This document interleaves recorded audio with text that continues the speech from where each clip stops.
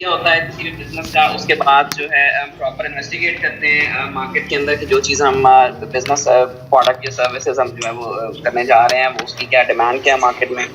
फिर उसके बाद जो है वो फाइनेंशियल पोजीशन हमने हमने देखनी होती है कि कौन कौन क्या क्या कैसे कैसे जो है वो पार्टिसिपेट करेगा, चाहे वो हमने प्राइवेट लेवल पे करना चाह रहे हैं या फिर पब्लिक लेवल पे करना चाह रहे हैं। अगर प्राइवेट लिमिटेड पे करना चाह रहे हैं तो हमारे कितने जो है वो वसाइल हैं, कितने रिसोर्सेज होंगे, हम कितने लोग उसको स्टार्ट करेंगे, और अगर पब्लिक लिमिटेड है तो उसका हमने कितना कैपिटल जो है वो अप्रूव करवाना है। उसके बाद हम नेम जो कंपनी का वो हम देखते हैं, और उसके बाद जो है जो डॉक्यूमेंट्स हमें चाहिए होते हैं इनिशियली हमें रजिस्ट्रार के पास सबमिट करवाने के लिए, वो हम तैयार करते हैं, जिसके अंदर हम कंपनी का सर इसको मैं कट शॉर्ट कहता हूँ। ठीक है, आप बिल्कुल ठीक बता रहे हैं। अदरवाइज मैं जल्दी कहते तो सेशन जल्दी वाइंड अप करता है, आपके डाटा पैकेजेस जो है वो भी उड़ जाते हैं काफ़ी।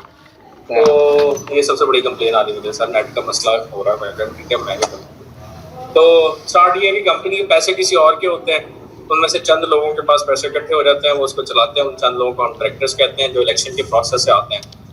अब पैसे लाखों स्कैटर्ड लोगों के हैं, चला 15-20 लोग रहे हैं उसके ऊपर, तो सबके पैसे हैं, तो हर एक का हक है कि वो उस पैसों के ऊपर चेक एंड बैलेंस रखे। तो इस पर्पज़ के लिए अगर हमारे पास कोई मीटिंग का प्रोसीजर ना होता तो हर शेयर होल्डर उठ के आ जाता और कहता भाई मैं शेयर होल्डर को बताऊँ कहाँ पैसे लगाया, कल को कोई और उठ के आ जाता, परसों कोई और उठ के आ जाता। तो कंपनी की मैनेजमेंट जो है वो शेयर होल्डर्स को ही डिस्कस करती रहती है, उनको हिसाब किताब देती, मेन कागज पे तो मेन बिजनेस पे तो फोकस ही ना कर पाती। तो इस चीज़ को कवर अप करने के लिए, इस चीज़ को नॉर्मलाइज करने के लिए क्या हुआ कि कंपनी ने क्या किया कि SCCP ने एक मैनुअल बनाया, एक्ट बनाया, कंपनी एक्ट 2017 इस वक्त चल रहा है। उन्होंने कहा ठीक है दोनों की बात सुन लेते हैं।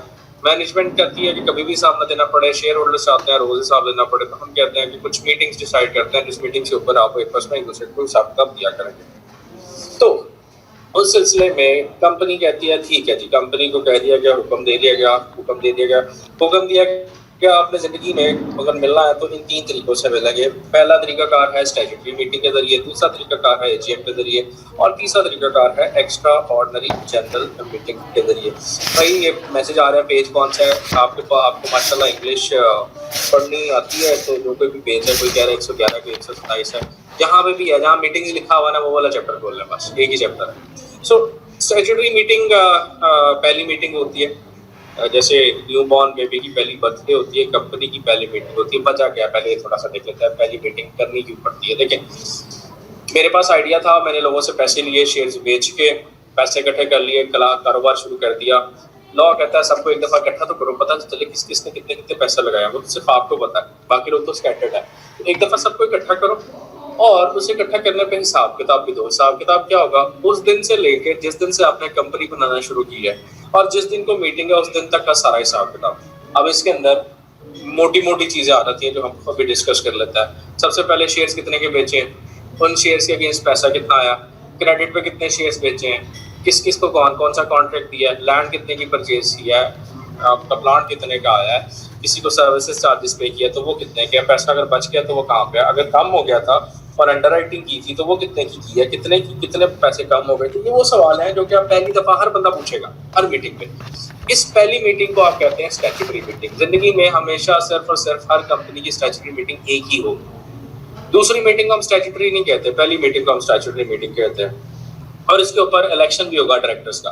इससे पहले जो था वो डायरेक्टर्स का इलेक्शन नहीं हुआ था, वो नॉमिनेटेड इलेक्टेड डायरेक्टर्स नहीं थे, सिलेक्टेड थे, वो सिलेक्टेड थे, नाम लिखा हुआ था। अब क्योंकि सबको पता चल गया किसके पास कितने शेयर्स हैं, कौन कितना मालिक है, अब इलेक्शन होगा, जिसके पास ज्यादा शेयर्स है वो अपने आप को जितवा भी लेगा, और इस तरह से प्रोसेस जो है वो कंप्लीट होता जाएगा सारे का सारा। अब इस प्रोसेस के अंदर पहली मीटिंग होगी। अब मीटिंग को बुलाना लोगों को, कहते हैं किस दिन पहले नोटिस दे दें, नोटिस यानी एजेंडा क्या चीज़ें डिस्कस होनी है उसके बारे में बताएं, रिपोर्ट्स और अटैच करें ताकि लोगों के बाद इसके बारे में पता हो। नेक्स्ट आ जाती है इसके बाद, वो कहते हैं ठीक है पहली मीटिंग पे तो हिसाब किताब दे दिया, शेयर होल्डर कहते हैं ये तो पुराना हिसाब किताब हो गया, अब अगला। मैनेजमेंट कहती है कोई नहीं देना अगला हिसाब किताब, हम आपको रोज ही हिसाब किताब देते हैं। तो फिर लॉ कहता है नहीं, आप साल में एक दफा लाजमी मिले। साल में कैसे एक दफा लाजमी मिलना है, जैसे आपका फाइनेंशियल ईयर क्लोज होता है उसके बाद एक मीटिंग रख लिया करें। हमारा फाइनेंशियल ईयर और कैलेंडर ईयर में डिफरेंस है। कैलेंडर ईयर हमारा होता है, या पूरी दुनिया का कैलेंडर ईयर जनवरी से दिसंबर तक होता है। फाइनेंशियल ईयर हमारा होता है 1 जुलाई से आपका 30 जून तक। कैलेंडर ईयर 1 जुलाई से 30 जून, और हमारा फाइनेंशियल ईयर 1 जुलाई से 30 जून और कैलेंडर ईयर 1 जनवरी से 31 दिसंबर तक। कहते हैं जब आपका फाइनेंशियल ईयर क्लोज हो उसके बाद एक मीटिंग कर लेगा, लेकिन कम से कम एक करनी है, एक से ज़्यादा जितनी मर्जी कर ले, इस पर कोई पाबंदी नहीं, क्योंकि मीटिंग के साथ प्रिपरेशन इन्वॉल्व होती है, मीटिंग के साथ क्वेश्चन एसोसिएटेड होते हैं, मीटिंग के साथ खर्चा एसोसिएटेड होता है। तो कंपनी फिर एक ही मीटिंग करती है, कहती है एक ही पूरा करो, एक से ज़्यादा करने की ज़रूरत नहीं है, खर्चा भी है और मसला भी है। शेयर होल्डर्स को भी पूरा साल तसल्ली हो रहती है कि साल के एंड पे इकट्ठे होंगे, जो सवाल जवाब करना होगा पूछ लेंगे। तो जो बाद में मीटिंग होती है, हर उस मीटिंग को कहा जाता है that is your annual general meeting.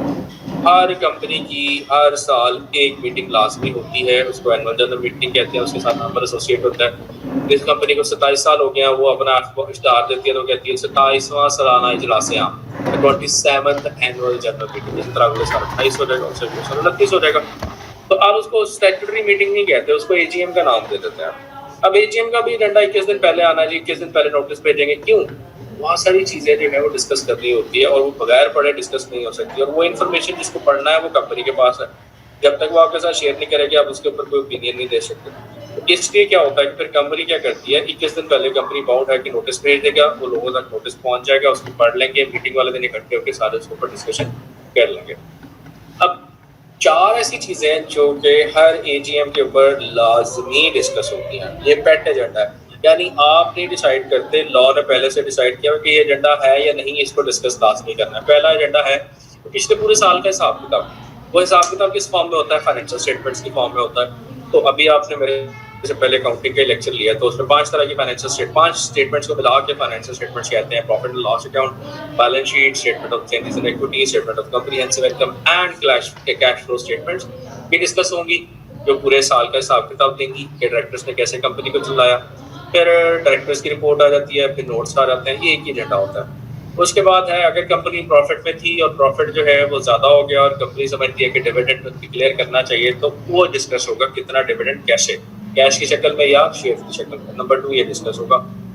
फिर आ जाता है कि डायरेक्टर्स की अपॉइंटमेंट, कि क्या डायरेक्टर जो है कोई अपनी सीट खाली करके गया है या किसी का टेन्योर पूरा हो गया। 3 साल के लिए एक डायरेक्टर अपॉइंट होता है, तो किसी का टेन्योर पूरा हो गया तो इलेक्शन हो जाएगा, या दरमियान में कोई डायरेक्टर मर गया है, डिस्क्वालीफाई हो गया है, इनएलिजिबल हो गया है, रिजाइन करके चला गया, तो उसकी सीट खाली हो गई है, तो उसके ऊपर इलेक्शन करवाना है, तो वो एजीएम के ऊपर इलेक्शन हो जाएगा। फिर लास्ट एजेंडा होता है हमारा, वो होता है ऑडिटर्स की अपॉइंटमेंट और उसकी रेम्यूनरेशन। ऑडिटर 1 साल के लिए अपॉइंट होता है, उसको 1 साल से ज़्यादा के लिए अपॉइंट नहीं किया जा सकता। तो 1 साल के लिए ऑडिटर है, तो क्या उसको कंटिन्यू करना है, और अगर कंटिन्यू करना है तो क्या उसका जो रेम्यूनरेशन चार्जेस हैं वो कितने होंगे। ये 4 एजेंडा फिक्स्ड है। इसके अलावा भी अगर आपने कोई चीज़ डिस्कस करनी है तो आप एजीएम के ऊपर इसको डिस्कस कर सकते हैं। सो हर साल एक एजीएम लाजमी होगी जहाँ पे हर मेंबर को अपना हक जो है, अपना राइट टू आस्क क्वेश्चंस वो मिलेगा, और वो अपने जितने भी सवाल जवाब होंगे वो पूछ सकता है। अब आ जाती है तीसरी तरह की meeting, extra ordinary general meeting. Company के अंदर हर चीज़ डायरेक्टर्स नहीं करते। जैसे अभी थोड़ी देर पहले डायरेक्टर का इलेक्शन है, तो वो डायरेक्टर्स खुद डिसाइड करते हैं कि कौन डायरेक्टर बनेगा, मेंबर्स डिसाइड करते हैं वोट कास्ट करके। इसी तरह प्रॉफिट हुआ है तो डायरेक्टर्स नहीं डिसाइड करेंगे कि डिविडेंड कितना है, डायरेक्टर्स रिकमेंडेशन देंगे, डिसाइड जो है वो शेयर होल्डर्स ही करेंगे। इन शॉर्ट मैं ये कहना चाह रहा हूँ कि कई ऐसे फैसले होते हैं जो मेंबर्स के कंट्रोल में होते हैं, वो शेयर होल्डर्स के कंट्रोल में होते हैं, वो डायरेक्टर्स के कंट्रोल में नहीं होते, आपको सबको बुलाना पड़ेगा।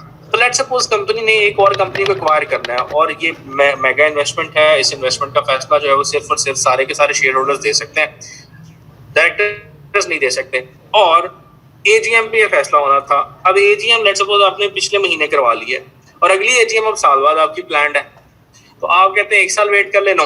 1 साल वेट नहीं किया जा सकता, कोई डिसीजन इंपॉर्टेंट है, जल्दी लेना पड़ेगा हमें, अदरवाइज कोई और उसको परचेज कर लेगा, या शायद उतनी देर तक वो चीज़ हमारे कंट्रोल में ना आए तो हमारे फायदे के लिए ना रहे। तो आप कहते हैं ठीक है, आप खुद से फैसला नहीं कर सकते, कि शेयर होल्डर्स ने फैसला करना था, तो अब आप ऐसा करें कि आप मेंबर्स को बुला लो। कहते हैं कैसे बुलाएं, एजीएम तो होगी हुई है। कहते ठीक है एजीएम होगी, लेकिन इस मीटिंग का नाम एनुअल जनरल मीटिंग नहीं होगा, इस मीटिंग का नाम एक्स्ट्रा ऑर्डिनरी जनरल मीटिंग होगा, और इसके ऊपर हर वो चीज़ डिस्कस हो सकती है जो एजीएम के ऊपर डिस्कस होती है।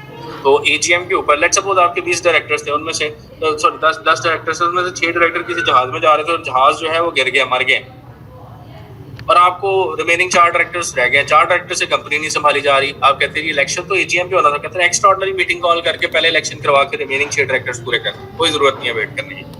डिविडेंड डिक्लेयर करना है, इंटरिम डिविडेंड डिक्लेयर करना चाहते हैं, आपकी मर्जी है, आप उसको शेयर कर सकते हैं डिविडेंड को, और उस डिविडेंड के जरिए जो है वो मीटिंग कॉल कर सकते हैं। ठीक है जी, ये शेयर ना ही करें, कोई भी है साहब उनसे रिक्वेस्ट है।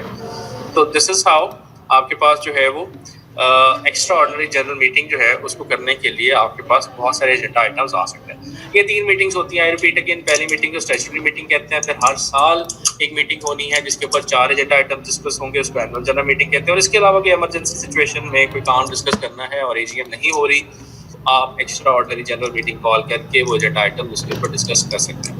बाकी जो चीज़ें आपकी बुक के अंदर लिखी हुई हैं चैप्टर के अंदर, वो आप ग्रुप के अंदर अपने क्वेश्चंस जो हैं वो लिख के भेज सकते हैं। कल जब सेशन स्टार्ट होगा तो मैं पहले उसके आंसर्स कर दूंगा और फिर आपको बता दूंगा। मीनवाइल आपका चैप्टर जो कि इंपॉर्टेंट चीज़ें थी वो मैंने चैप्टर नंबर 8 की जो है वो कवर कर ली है। अभी किसी का कोई सवाल जवाब है तो यहाँ पे 1 बाय 1 आप पूछ सकते हैं, बाकी जिसको नहीं सवाल ही और शी कैन लीव। 5 चैप्टर मेरे से पहले हुए थे हमारे, और 6वां 7वां और आज 8वां हो गया। अब आते हैं पेपर की तरफ। पेपर का जी अभी तक कुछ डिसाइडेड नहीं है। आज भी हमारी मीटिंग हुई है फैकल्टी की, उस पर डिफरेंट डिस्कशंस हो रही थी कि पेपर को कैसे करना चाहिए, तो डिफरेंट ओपिनियंस थे। अभी तक कोई फाइनल नहीं हुआ कि न्यूमेरिकल सब्जेक्ट हैं तो वो कैसे होंगे। जैसे आपका अकाउंटिंग का है तो उसका वाइवा नहीं हो सकता, वो मुश्किल हो जाएगा। जैसे मेरा सब्जेक्ट है ये थ्योरी बेस्ड है, इसके ऊपर सवाल जवाब करना आसान है, मैं असेस कर सकता हूँ। प्लस मिड के पेपर ऑलरेडी आपके हो चुके हैं, वहाँ से भी आइडिया हो सकता है। तो इस तरह की कुछ डिस्कशन चल रही हैं, अभी तक कोई इस पर कोई फैसला नहीं हुआ। We will follow what university is saying, and university will follow most probably what government of Punjab is saying. अभी तक कोई इसके ऊपर ओपिनियन नहीं।